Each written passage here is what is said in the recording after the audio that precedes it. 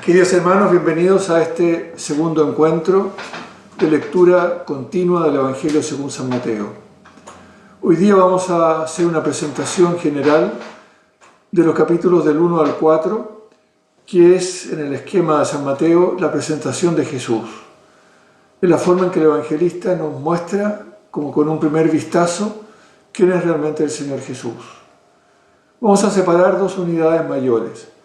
Los capítulos 1 y 2, que se llama normalmente el Evangelio de la Infancia, que son capítulos que nos muestran a Jesús niño. Y los capítulos 3 y 4 hasta la mitad, que son las primeras etapas del ministerio de Jesús. Primeras etapas que de alguna manera son la primera manifestación que nos muestra quién es realmente el Señor Jesús.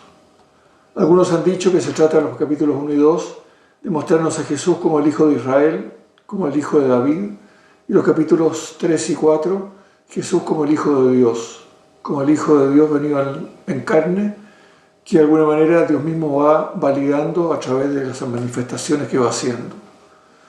Vamos, por lo tanto, primero con uno, después con el otro. El Evangelio de la Infancia, capítulos 1 y 2, es un texto original de San Mateo. San Marcos no tiene un Evangelio de la Infancia, y San Lucas tiene un texto completamente distinto. Ni siquiera las genealogías son coincidentes. Son textos con acentos muy diversos del de Mateo y el de Lucas. En San Mateo el acento está puesto en la figura de San José. San José, que es el hombre llamado a colaborar con la venida de Jesús al mundo, pero que le cuesta colaborar, le cuesta entender, se ve desafiado, se encuentra frente a situaciones que no sabe qué hacer. Y José va siendo guiado por Dios para que pueda acompañar el proceso de la encarnación del Hijo. En cambio, el Evangelio de San Lucas está montado sobre la figura de María. María es el personaje central y María es un modelo de respuesta. En aquello de hágase en mí según tu voluntad está el modelo que San Lucas nos quiere proponer de creyente. Esa María que al final del Evangelio de la Infancia de San Lucas guardaba todas las cosas en su corazón para comprenderlas bien. Entonces tenemos un Evangelio específicamente de Mateo, con cosas originales de Mateo enteras, centrada en esta figura de José, que de alguna manera es la figura del cristiano al cual Mateo se refiere. Se refiere a un cristiano bien intencionado, correcto, pero que se va encontrando con un Dios que lo desafía, que se le resulta incomprensible, que no logra entenderlo, que lo va superando, que lo va desconcertando. A través del Evangelio de la Infancia, San Mateo le interesa además muy profundamente mostrar el nexo de Jesús con todo Israel. Jesús recoge la historia completa del pueblo de Israel, la recoge, la sintetiza y la lleva a plenitud. Jesús tiene una genealogía, y con la genealogía terminamos reconociendo que es hijo de Abraham. San Lucas va a decir que es hijo de Adán, que es una cosa muy distinta. En San Mateo solamente es hijo de Abraham, porque en él se cumple toda la promesa hecha a Abraham. Es el gran hijo de Abraham que viene a salvar a la humanidad. Entonces, el nexo entre Jesús y el Antiguo Testamento. Por lo mismo, el texto del Evangelio de la Infancia está lleno de las llamadas citas de cumplimiento. Es decir, momentos en que el evangelista cita expresamente el Antiguo Testamento para mostrar que lo que hace Jesús o lo que vive Jesús se está cumpliendo lo anunciado por el Antiguo Testamento. También en el Evangelio de la Infancia le interesa mucho al evangelista mostrar los rasgos mosaicos de Jesús. Es decir, Jesús es de alguna manera el nuevo Moisés. Jesús es el que viene a liberar al pueblo de la esclavitud, tal como Moisés lo liberó de la esclavitud de Egipto. Moisés lo sacó de Egipto y lo llevó a la tierra prometida. Jesús nos viene a sacar de un mundo de pecado y a llevarnos al reino de Dios. Esa es la teología de Mateo. Una teología que nos dice que Jesús tiene que rehacer toda la historia de Israel, al punto que lo aparece haciéndolo ir a Egipto, huyendo a Egipto después de la matanza o antes de la matanza de los niños, huyendo a Egipto y siendo llamado de nuevo a Egipto, con una expresión que cita el profeta Oseas: de Egipto llamé a mi hijo. El hijo amado, que es Israel, que fue llamado de Egipto a la tierra prometida, es el hijo Jesús, llamado también de Egipto a la tierra de Israel. Además está decir que solo hay un versículo de Mateo que nos alude a la presencia de Jesús en Egipto. La historicidad de eso es un tema ampliamente debatido que no soy capaz tampoco yo de resolver plenamente. Igualmente Jesús sufre la dureza del tiempo del Éxodo, en la matanza de los niños, que tiene un cierto parecido con la matanza de los hijos mayores en la última plaga de Egipto. Jesús es el nuevo Moisés, es el hombre que reconstruye en él mismo la historia de Israel. Pero, de alguna manera, es más que Israel. Porque, si bien Mateo es un judío cristiano, que piensa como judío cristiano, que piensa con las categorías de judío cristiano, es un judío cristiano universalista. Es un judío cristiano que piensa que el Evangelio también vale para otros. Y él nos trae unos personajes muy curiosos que son solo de San Mateo, los llamados Reyes Magos. Sabios del Oriente, siempre la sabiduría la imaginan estando en el Oriente, sabios del Oriente que siguiendo una estrella llegan a Jerusalén preguntando por el rey de los judíos. Los de Israel ocultan al verdadero rey de los judíos. Herodes intenta desviarlo del camino, pero finalmente los magos terminan llegando a Jesús, adorándolo, sirviéndolo. Así como en San Lucas van a ser los pastores, los pobres de Israel, los desamparados de Israel, los que reconozcan a Jesús. En San Mateo, universalista, pero judeo-cristiano, van a ser justamente los sabios de las naciones los que reconocen al Señor. En Mateo no hay pastores, en Lucas no hay reyes magos o magos de Oriente. Es decir, tenemos aquí figuras que son altamente teológicas, al punto que todo el Evangelio de la infancia es una verdadera síntesis de la teología de San Mateo. Uno podría analizar toda la teología de San Mateo centrándose exclusivamente en el Evangelio de la infancia, capítulos 1 y 2. Porque ahí el evangelista, a modo de síntesis inicial, nos muestra que en el Hijo de Israel, en el Hijo de David, está toda la misión de Jesús que va a cumplir posteriormente. Y la misión es esencialmente el nombre que le van a dar a Jesús del Evangelio de San Mateo, Emmanuel, Dios con nosotros. Eso es lo que a Mateo le interesa. Dios está con nosotros y estará siempre con nosotros, desde el Evangelio de la infancia hasta el último texto final del capítulo 28. Y aquí que estaré con ustedes todos los días hasta el fin del mundo. Y en el discurso de comunidad donde 2 o 3 se reúnen en mi nombre, yo estoy en medio de ellos. Yo estaré con ustedes, estaré siempre con ustedes. Y eso sépanlo bien. Y eso es la encarnación, porque el Hijo de David viene para estar con su pueblo. Y su pueblo es el pueblo de Israel, pero también aquellos de las naciones que saben reconocer a Jesús como el Mesías en la figura de los magos. Esta es como la primera parte que quería presentarles, invitarlos a leerla con este enfoque. Y los apuntes que ustedes están recibiendo tienen también mucho más desarrollo de estos temas. No alcanzamos a plantearlos todos acá, pero es para poner el enfoque con el cual hay que ir leyendo. Y luego de habernos presentado al Hijo de Israel, al Hijo de David, el Evangelio de San Mateo nos prepara para iniciar el ministerio de Jesús. Nos reencontramos con Jesús adulto, grande, hacia los 30 años de edad, con 3 episodios fundamentales en los cuales el evangelista sigue de cerca a San Marcos. La predicación del Bautista, el bautismo de Jesús y las tentaciones. La predicación del Bautista es la predicación del precursor, que en San Mateo es un hombre que anuncia lo mismo que Jesús. El precursor es tan claramente precursor que está señalando con su discurso lo mismo que Jesús va a señalar después. Además está a decir que la figura del nacimiento de Juan Bautista y de todo eso pertenece al Evangelio de San Lucas, no está en San Mateo. Por lo tanto, San Juan Bautista nos aparece por primera vez en este momento en Mateo. Juan Bautista es el gran hombre que iba a anunciar a Jesús, predicando lo mismo que él, que cuando Jesús llegue a bautizarse se va a resistir a bautizarlo, porque lo reconoce como más grande que él. Al evangelista le interesa mucho mostrar que Mateo reconoció a Jesús como superior a él, se sometió a él de alguna manera.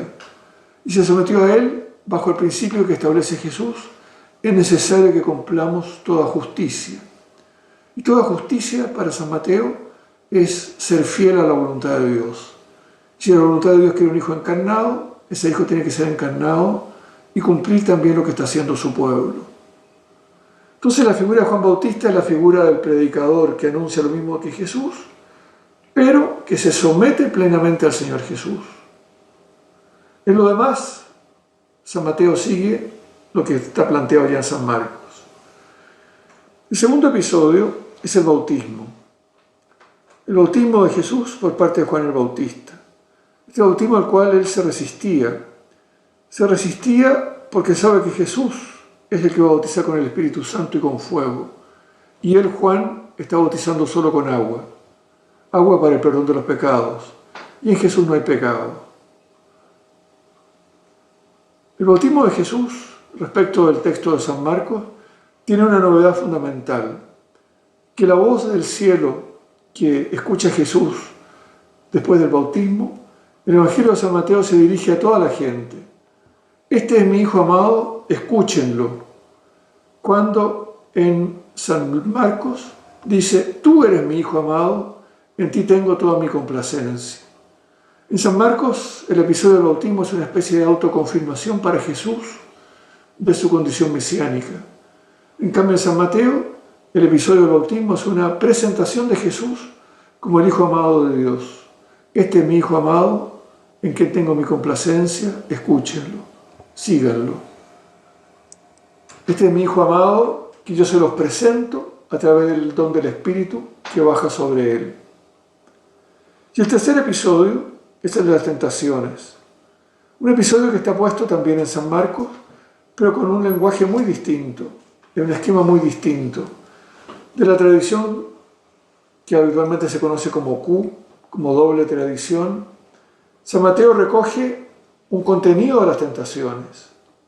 Las tentaciones son tres. Después del ayuno largo en el desierto, Jesús tiene hambre. Y el demonio le dice, si tienes poder, si eres de verdad el Hijo de Dios, compruébalo, haciendo maravillas. Pero maravillas para ti, maravillas para satisfacer tu hambre. Convierte las piedras en pan y quédate tú feliz de saber que tienes todo el poder de Dios. El demonio es tentador y le dice, si eres el Hijo de Dios, te pone un condicional, convierte las piedras en pan. Y si no las conviertes será porque no eres el Hijo de Dios. La tentación más peligrosa de ocupar el poder en beneficio personal para saber que uno tiene poder, para demostrárselo uno mismo, que esa es la tentación. La segunda tentación es tirarse a la torre del templo, evitar la oscuridad del Evangelio, ser un personaje famoso. Se tiró de un espacio muy alto, cayó por tierra y los ángeles lo protegieron y no le pasó nada. Y nuevamente, si eres el Hijo de Dios, tírate de la torre, hazte famoso, haz un hecho extraordinario, que la gente sepa, todos sepan que Dios te protege de manera particular. Y por lo tanto escapa de aquello que señalamos la vez anterior, de la discreción del reino, de la pequeñez del reino, del ocultamiento del reino, de la dificultad que tiene el reino de manifestarse en plenitud. Señor, si eres el Hijo de Dios, convierte las piedras en pan. Si eres el Hijo de Dios, hazte famoso con episodios extraordinarios, espectaculares, que llamen la atención, pero que finalmente te van a servir solo a ti, pues te van a hacer famoso a ti y no van a dar vida a los demás. Y la última tentación, que es la más radical, es la tentación demoníaca final. Renuncia a todo, busca tu bien, instálate, acomódate y de alguna manera olvídate de ser discípulo del reino. Sin duda que aquí San Mateo está pensando más que en Jesús mismo, está pensando en los creyentes de su comunidad. Los creyentes de una comunidad instalada, rica, acomodada, tranquila, próspera, es decir, ¿qué tanto calentarse la cabeza con la fidelidad a Jesús? Mejor, yo soy un hombre normal, vivo tranquilamente, aprovecho las capacidades que tengo en beneficio personal y me olvido del anuncio del reino. Y es la tentación final. Las tres tentaciones las resuelve Jesús acudiendo al Antiguo Testamento. En cada una de ellas hay una cita del Antiguo Testamento que le sirve a Jesús para rechazar la tentación demoníaca. Es decir, recurriendo al Antiguo Testamento, y aquí está el maestro Mateo, que conoce bien el Antiguo Testamento, recurriendo al Antiguo Testamento se puede vencer la tentación. Pero el demonio, que es diablo, en la tercera tentación cita también el Antiguo Testamento, torciéndolo porque también en el Antiguo Testamento se puede leer mal, se puede leer demoníacamente, se puede leer para no entender el ministerio de Jesús, sino para corromperlo. Y va a ser el problema posterior de Jesús con los fariseos. Los fariseos conocen el Antiguo Testamento, pero lo conocen mal, no lo entienden apropiadamente, y por lo tanto caen en la tentación de rechazar a Jesús. En ese sentido, el texto de las tentaciones es un texto muy hermoso, muy clarito de San Mateo, donde sintetiza bien su mensaje y los mensajes aplicados directamente a la comunidad cristiana. Estos tres momentos iniciales culminan con la prisión de Juan el Bautista. Juan el Bautista es puesto en la cárcel, y cuando el precursor que anunciaba lo que Jesús va a anunciar es puesto en la cárcel, Jesús es lanzado en la misión. Se lanza a la misión y se lanza a predicar lo mismo que Juan predicaba. Y la misión para Jesús significa cambiar de lugar, significa abandonar Nazaret, donde se ha criado, e irse a vivir a Cafarnaúm. A Cafarnaúm, a casa de Pedro, nos dirán algunos textos, a Cafarnaúm, que algunos pasajes van a llamar su ciudad. Es decir, la misión desinstala a Jesús, tal como la misión desinstala a los discípulos. Y los desinstala en el horizonte de la contradicción. Ellos tienen dificultad y van a tener dificultad porque Juan, el precursor, ha sido puesto en la cárcel. No se la van a sacar barata. Y eso le supone abandonar su casa, irse a vivir a otra parte, a anunciar el Evangelio del Reino. Y con esto quedamos con Jesús presentado. Sintetizo, Jesús presentado como el Hijo de David, que ha hecho todo el recorrido de la historia de Israel, ha hecho el recorrido de la historia de Israel para conocer a su pueblo, para redimirlo tal como Moisés lo sacó de la esclavitud de Egipto, ha hecho el camino de Israel y el sufrimiento de Israel. Pero también este Jesús ha sido reconocido por los sabios del mundo entero, los sabios fuera de Israel, los magos de Israel, porque es Dios con nosotros. Y los capítulos 3 y 4, que siguiendo a San Marcos, pero reordenándolo, enriqueciéndolo mucho, San Mateo nos presenta a Jesús como el anunciado por el Bautista, el bautizado por el Bautista, con un bautismo que es manifestación de Dios para todos los que lo rodean, de que Jesús es su Hijo amado, y finalmente con las tentaciones. Jesús vence toda tentación, y venciendo toda tentación nos muestra el camino para que el creyente venza toda tentación. Y vencida toda la tentación, tenemos que ponernos en el horizonte de la misión, pero el horizonte de la misión surge al momento de la prisión de Juan el Bautista. Les invito a leer con ojos abiertos, ojos nuevos, ojos atentos, estos 4 primeros capítulos de San Mateo. Como les decía en las pautas, encontrarán muchos más materiales para trabajar esto, pero vayan leyéndolo y dejarse impactar por la originalidad del Evangelio de San Mateo, que son textos muy hermosos y muy propios de él. Muchas gracias y nos vemos próximamente.